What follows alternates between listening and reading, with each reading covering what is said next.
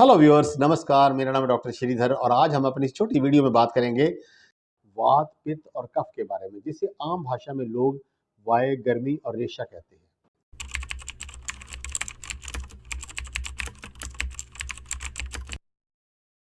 वात, पित्त और कफ हमारे शरीर के अंदर अन्य रोगों के अलावा सेक्सुअल डिसऑर्डर्स, जिनको हम इरेक्टाइल डिसफंक्शन कहते हैं, वो भी पैदा करते हैं। तो आज हम इस मेन टॉपिक पे बात करेंगे कि किस तरह से वात, पित्त, कफ जो है, अगर वो एबनॉर्मल हो जाते हैं या कुपित स्टेट में आ जाते हैं, तो हमारे शरीर के अंदर कौन कौन सी सेक्सुअल रिलेटेड प्रॉब्लम्स को क्रिएट कर सकते हैं या पैदा कर सकते हैं। सबसे पहले हम बात करेंगे, हमारे शरीर के अंदर 3 गुण, 3 दोष, 7 धातुएं तथा 3 मल हैं। वात, पित्त, कफ को दोष क्यों कहा जाता है? ये कोई हमारे शरीर के अंदर डिफेक्ट या कोई व्याधि पैदा नहीं करते। These are the biological humors which controls, governs and keep our body in the state of health। मतलब ये वो फोर्सेस हैं, जो वो बायोलॉजिकल फोर्सेस हैं, जो प्राकृतिक फोर्सेस हैं, जो हमारे शरीर को गति प्रदान करती हैं, हमारे शरीर को जीवित रखती हैं, हमारे शरीर को स्वस्थ प्रदान करती हैं, हमें सेंस ऑफ वेल बीइंग, हमें चुस्ती दुरुस्ती प्रदान करती हैं। तो इसलिए इनको हम जो इनको डिस्क्राइब करेंगे वो एक सिंगल डेफिनेशन में डिस्क्राइब करेंगे ताकि आपको आसानी से समझ आ सके। तो वात के बारे में सबसे पहले हम बात करेंगे वात के बारे में। वात जो है वो गति की प्रतीक है, यानी कि हमारे शरीर के अंदर ये गति पैदा करती है, हमारे शरीर के अंदर सेंस ऑफ वेल बीइंग पैदा करती है। अगर मैं आपसे ये पूछूं कि दुनिया में वो कौन सी ऐसी चीज़ है, अगर वो इन्वेंट ना होती तो आज जो है वर्ल्ड जो है इतनी तरक्की ना कर सकती, तो इसका एक ही जवाब है, वो है व्हील, पहिया। जो पहिया या व्हील है, ये गति का प्रतीक है। हमारे वात भी हमारे शरीर के अंदर गति प्रदान करती है, ये एक पहिए का काम करती है। तो सबसे पहले हम वात की डेफिनेशन बताएंगे। वात का मतलब है all the movements within the body और by the body is due to वात। हमारे शरीर के अंदर जितनी भी क्रियाएं हो रही हैं और हमारे शरीर के द्वारा जितनी क्रियाएं हो रही हैं, वो सब वात की वजह से है। नंबर 2 है पित्त।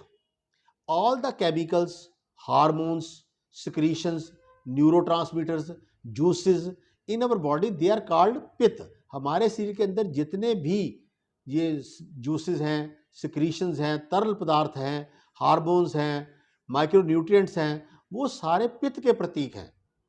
तीसरा है कफ।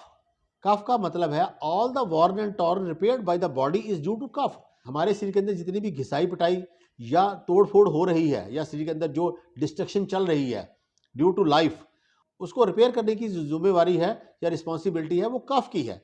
मतलब कफ को हम मॉडर्न के अनुसार हम इसे इम्यूनिटी में ले सकते हैं। हमारी शरीर की इम्यूनिटी पावर है, हमारे शरीर का इम्यून सिस्टम है। तो इसलिए ये वात, पित्त और कफ हमारे शरीर को जब एक स्टेट ऑफ इक्विलिब्रियम में होते हैं, यानी कि ये सम मात्रा में होते हैं, तो हमारा शरीर बहुत ही चुस्त दुरुस्त, एनर्जेटिक, स्वस्थ और निरोग होता है। मगर जब ये दोष जो है वो कुपित हो जाते हैं, तो हमारे शरीर के अंदर व्याधियां या रोग या डिसीजेज पैदा होनी शुरू हो जाती हैं। अब हम बात करेंगे गुण। 3 गुण होते हैं, सतोगुण, रजोगुण और तमोगुण। इन 3 गुणों का स्थान जो है वो है ब्रेन। सतोगुण का मतलब है प्रॉपर्टी ऑफ लाइटनेस। जिन लोगों में सतोगुण की प्रधानता होती है या जिन लोगों में सतोगुण बिल्कुल ठीक होता है, they people are very energetic. वो हर आदमी को बड़ी अच्छी तरह से मिलते हैं, उनके अंदर एनर्जी की कोई कमी नहीं होती।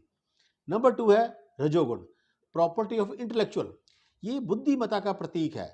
आपने देखा होगा कि बहुत से लोग जो हैं वो बहुत अच्छा बोलते हैं, वो बहुत अच्छे सेल्समैन होते हैं, उनके अंदर रजोगुण की बहुत ज़्यादा भरमार होती है।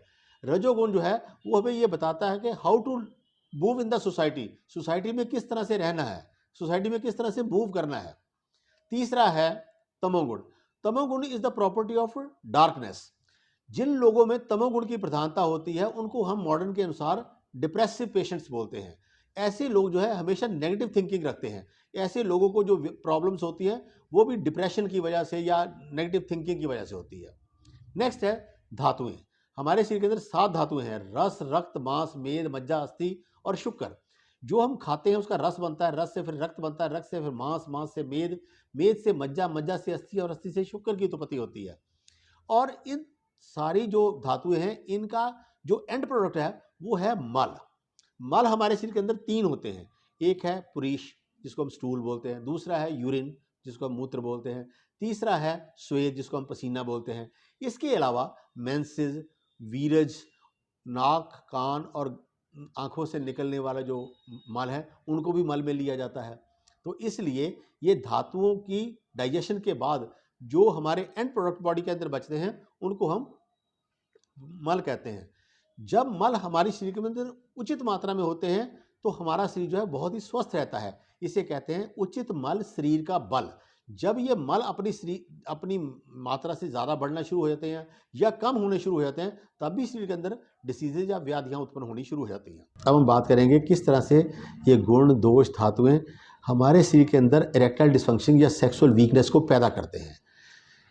जो इरेक्टाइल डिस्फंक्शन है इसके 4 मेन सिम्टम्स हैं। Number 1 desire, number 2 erection, number 3 penetration, number 4 ejaculation. Desire में बहुत से पेशेंट बोलते हैं कि हमारी जो इच्छा शक्ति, काम इच्छा शक्ति या तो बिल्कुल कम हो गई है या बहुत ज़्यादा बढ़ गई है। सेकंड है इरेक्शन।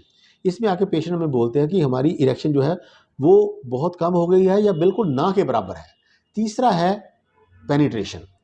बहुत से लोगों की ये समस्या होती है कि या तो पेनिट्रेट करने से पहले या इंसर्ट करने से पहले पीनस जो है फीमेल की वजाइना के अंदर इंसर्ट करने से पहले ही ढीला पड़ जाता है या बिल्कुल उसके काबिल ही नहीं है, तो इसको बोलते हैं फ्लिसिडिटी या पेनिट्रेशन डिफेक्ट। चौथा है एजैकुलेशन। इसमें पेशेंट कंप्लेन करता है कि या तो उसका समय जो है बहुत कम हो गया है या फिर बहुत बढ़ गया है। इसको आमतौर पर लोग शीघ्र पतन की शिकायत बोलते हैं। तो यहाँ मैं ये बता दूँ कि ये जो गुण, दोष, धातुएं ये जब आपस में कुपित होते हैं या एबनॉर्मल स्टेट में जाते हैं, तभी ये चारों तरह की जो सिम्टम्स हैं वो बॉडी के अंदर क्रिएट होते हैं। अगर आपको ये इनमें से कोई भी प्रॉब्लम है तो एक जो क्वालिफाइड वैद्य, हकीम या डॉक्टर है वो आपकी नब्ज़ देख के, आपकी पल्स देख के, आपकी जो नाड़ी परीक्षण करके उसमें वो ये इस चीज़ का अंदाज़ा लगाता है कि आपका कौन सा गुण, कौन सा दोष, कौन सी धातु और कौन सा मल जो है वो कुपित है या वो एबनॉर्मल स्टेट में है। उसके अनुसार वो आपको मेडिसिनल द्रव्य जो है वो प्रिस्क्राइब करता है या बताता है, जिसके अनुसार वो आपको जो भी मेडिसिनल प्लांट या आयुर्वेद द्रव्य जो है वो प्रिस्क्राइब करेगा और कौन सी मात्रा में करेगा, किसके साथ करेगा, और उसको हम अनुपान बोलते हैं। उसी से ही आपको डे टू डे इम्प्रूवमेंट होनी शुरू हो जाएगी। बहुत से लोग हमारे पास आते हैं जो बोल रहे हैं हमने अश्वगंधा, कौच बीज, शिलाजीत, इसके अलावा और भी कुछ द्रव्य लेके उनको पीस के हमने एक पाउडर बना के काफ़ी देर तक खाते रहे, मगर उसका फ़ायदा ना तो हमें कोई नहीं हुआ, उल्टा नुकसान ज़रूर हो गए हैं। तो मैं यहाँ ये बता दूँ कि अगर आपको कोई प्रॉब्लम है तो आप अपनी प्रकृति के अनुसार मेडिसिनल प्लांट का इस्तेमाल करें और किस अनुपान के साथ, मतलब किस चीज़ के साथ उसको खाना है और कौन सी ऋतु में खाना है, ये चीज़ें सारी डिसाइड जो है वो एक क्वालिफाइड वैद्य हकीम ही कर सकता है। तो अपनी मर्जी से सेल्फ मेडिकेशन मत करिए। इससे क्या होता है कि लोग आयुर्वेद को बैड क्रेडिट देते हैं कि देखो जी हमने दवाइयाँ तो बहुत खाई मगर हमें फ़ायदा कोई नहीं हुआ। तो मैं यहाँ ये बता दूं कि अगर आपको ये सेक्सुअल प्रॉब्लम है तो आप अपने नज़दीकी किसी डॉक्टर, वैद्य, हकीम से मिल सकते हैं या आप चाहो तो मेरे पास भी आके अपना नाड़ी परीक्षण या अपना चेकअप करवा के मेडिसिन ले सकते हैं। मुझे आशा है कि ये मेरी वीडियो आपको पसंद आई होगी। अगर ये वीडियो पसंद आई तो प्लीज़ इसे लाइक कीजिए, शेयर कीजिए, ताकि मेरे आने वाले नॉलेजेबल वीडियोज़ आपको आसानी से मिल सकें। इसके अलावा अगर आपकी कोई भी क्वायरी हो या आप कोई भी चीज़ पूछना चाहो तो मेरे नीचे लिखे नंबरों पर आप मुझे फ़ोन करके आप मेरे से बात कर सकते हो, आप मेरे से डिस्कस कर सकते हो। जय हिंद, जय भारत, धन्यवाद।